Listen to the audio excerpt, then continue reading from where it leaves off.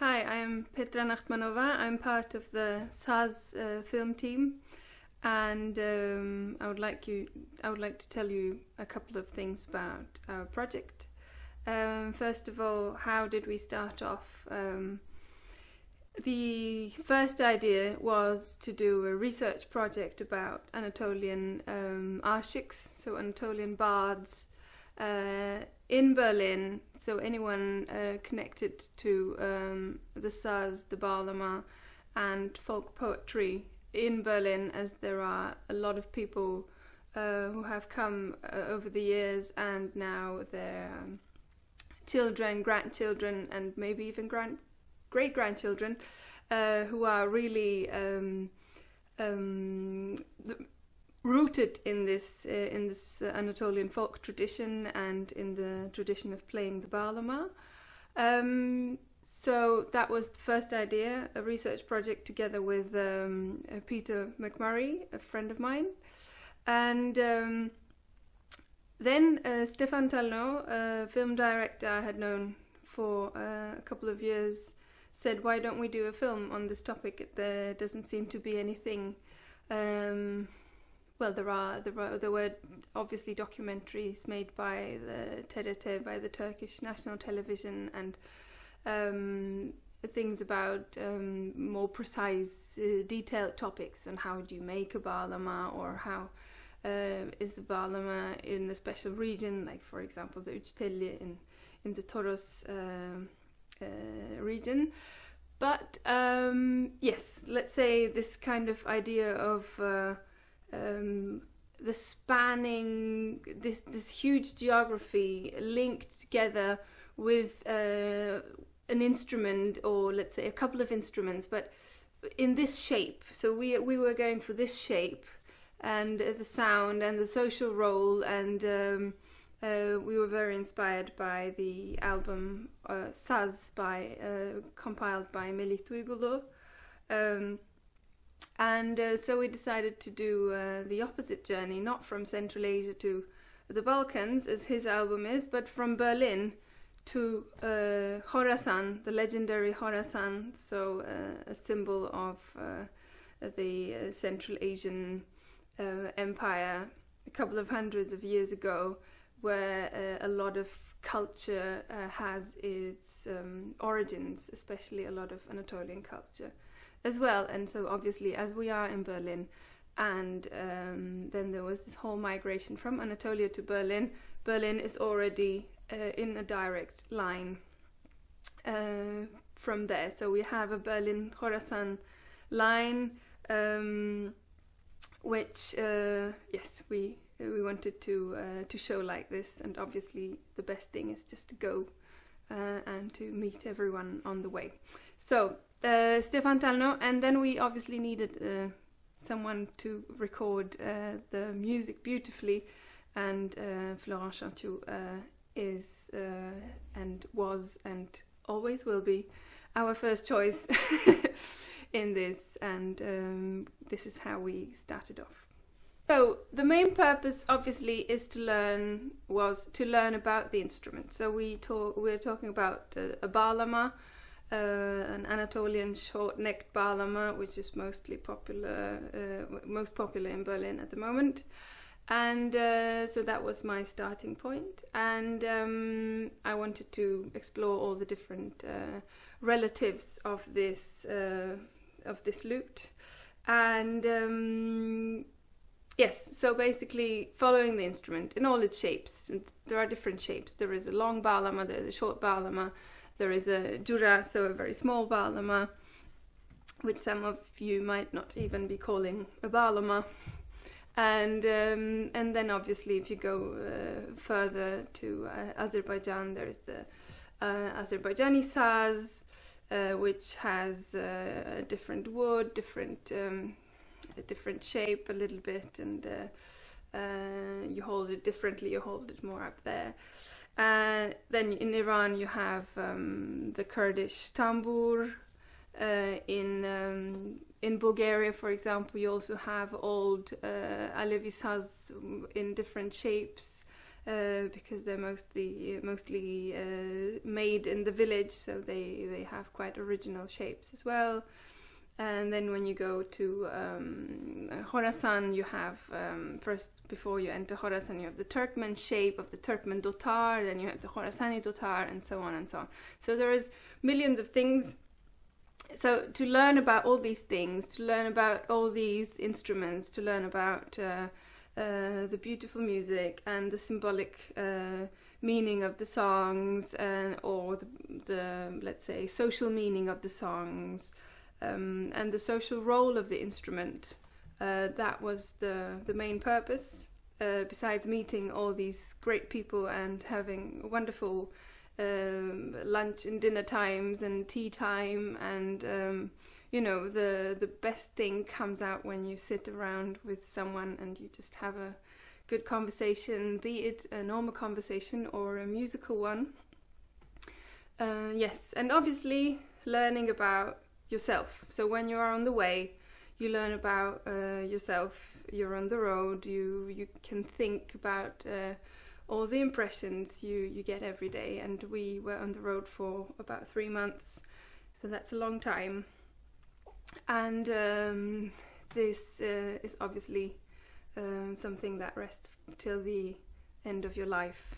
All the effects of this journey. I would like to do more journeys like this. Obviously at the moment it's impossible, and I hope maybe one day we can continue to Afghanistan and, you know, China and I don't know. So the world is round, so you can go round and round, and you will always find something new and amazing. And obviously if you're privileged enough to be able to travel everywhere with no visa, and or you can afford the visa and you can afford the travel costs. Quite an important point to make, as not everyone is able to do so nowadays. So the main point, to learn about the topic, to learn about the music, to learn about the people, and to learn about yourself. What is there? What else is there to learn? I think it's endless. So anyone who will go on a journey will discover more than he expected. Yes, maybe just a couple of words about tradition and community and memory and things like this. Folk music and certain folk traditions are not equally alive in all the places of the world. I think Europe has one of the poorest records of folk tradition alive. This is also one of the main reasons why I was so fascinated by Anatolian music and culture, because there is still a lot of there are still many traditions alive that have been there for thousands of years, or at least hundreds of years. So you have I know this type of bards, you know, storytelling, or delivering messages, be it political, be it you know, informations about what's going on in the world, what's going on in the big city, what's going on in the next village. All these things are part of the tradition of bards, and we had this in Europe as well. We obviously lost it a longer time ago, but in Anatolia we can still feel it. It's also losing its power and its impact. Maybe until the 80s there was a serious effect. A very important part of this tradition was still alive, and now it's kind of going down as well. So this is one of the reasons to have a look at it now, to preserve it. By preserving, I don't mean to put it in a box and have it like in a museum, but to see how it works. What is it for? How does it live? What can we learn from the people who are still living this tradition? We met over 80, maybe 90. Sometimes it's very difficult to really count them, but around 80, 90 musicians during our journey, and so there's a lot of music recorded. Not all the music made it into the film, because the film is a limited format, so you cannot put everything in. But a lot of the songs that we recorded we decided to publish in the Saz collection.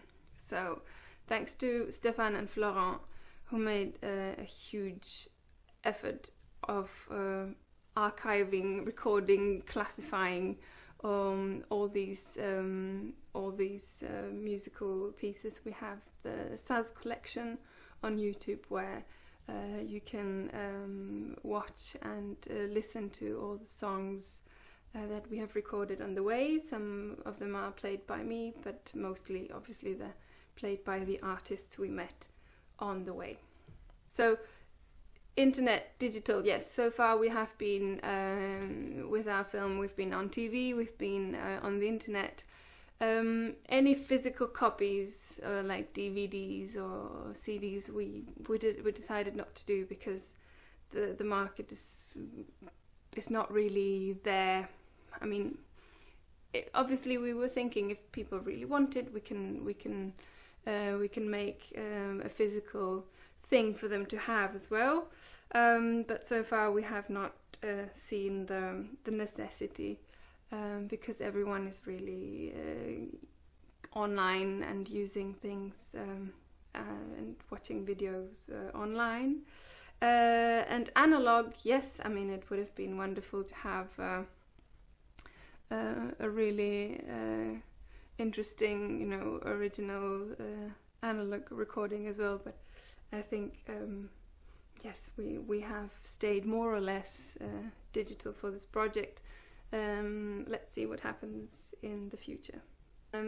I think, as I said before, a journey of 3 months always has a huge impact on you, unless I don't know what you do, but this is really an important time span, especially if you're meeting new people every day and playing music with them and listening to them and learning a lot of new things.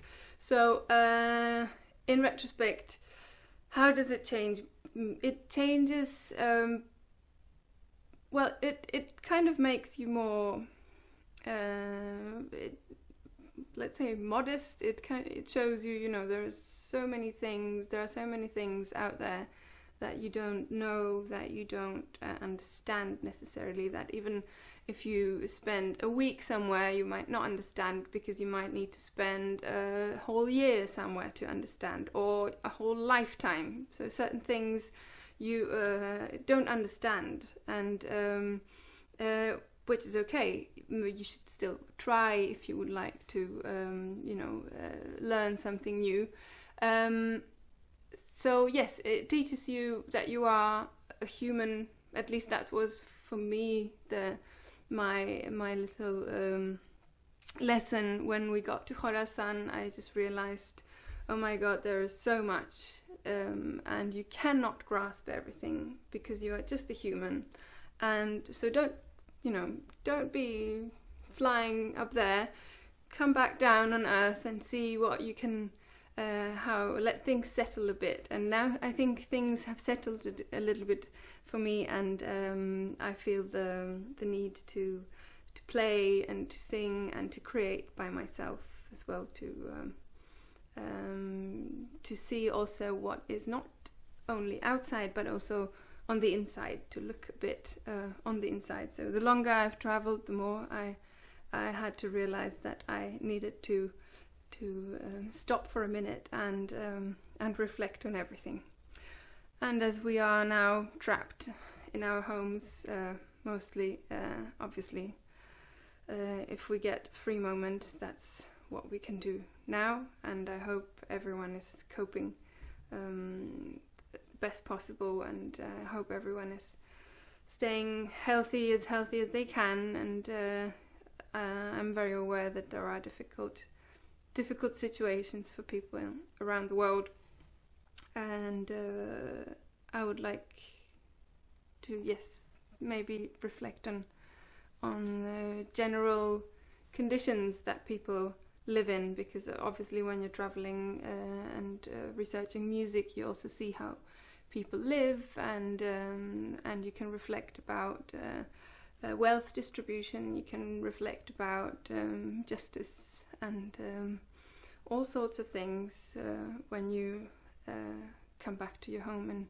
Germany, and yes, important reflection to make. We have been talking about Saz film, about a Saz festival. Now, obviously at the moment it's very hard to organize something, but with the help of Ludwigsburger Festspiele in Germany, we will have a small Saz festival, a very small one unfortunately, in June, hopefully, if the conditions allow. But I would like to see a bigger Saz festival, either in Berlin or in Istanbul, where I can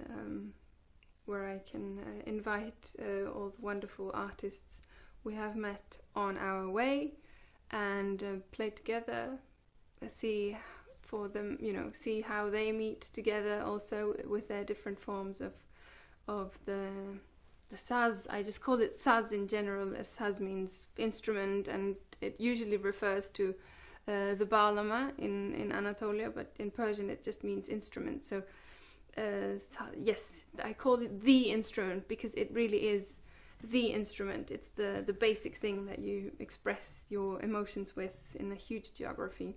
So by this I mean the dotar, I mean the tambur, I mean the bağlama, I mean the Bosnian Saz, I mean the Albanian çifteli. So there is, this is also why we call the film Saz. So yes, so it would be wonderful to see a Saz festival. I have big dreams, but at the moment it's very hard to say what will be possible. And about a solo album, I have been working on it for the last year and a half, maybe even a bit longer, and I'm not really satisfied.